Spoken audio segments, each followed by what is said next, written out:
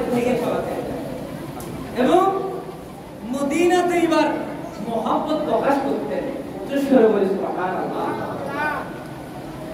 শুধু হায়াতুন নবী, জিন্দা নবী, কামলিওয়ালা নবী মদিনার পাগল ছিলেন না, এবং রাসূলের যত সাহাবায়ে কেরাম ছিলেন তারাও মদিনার পাগল ছিল।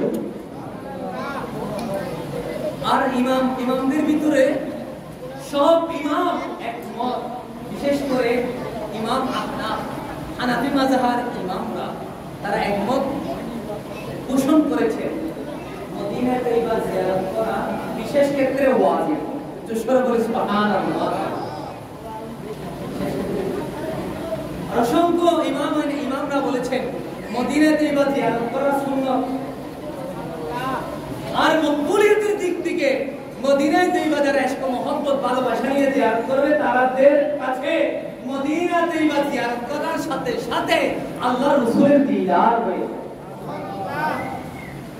হয়েছে। সেটা মদিনা তৈবা জিয়ারত করার সাথে সাথে কুতুবুল আফলাক, পীরে পীরাম, পীরে মীরাম, গৌসুল আজম দস্তগীর, মাহবুব ইসফাহানি, কুতুব রব্বানি, শের ইয়াজদানি, পীর মীর আবু মুহাম্মদ আব্দুল কাদের জিলানী রাদিয়াল্লাহু তাআলা আনহু যেদিন মদিনা তৈবা জিয়ারত করলেন, আল্লাহর রাসূলের রওজায়ে আতহারে দাঁড়িয়ে যেদিন সর্বপ্রথম সালাম আরজি পেশ করলেন, আসসালাতু ওয়াসসালামু আলাইকা সাইয়্যিদি ইয়া রাসূলুল্লাহ, আসসালাতু ওয়াসসালামু আলাইকা সাইয়্যিদি ইয়া হাবিবাল্লাহ, আসসালামু আলাইকা ইয়া মাদানান নবুওয়াত।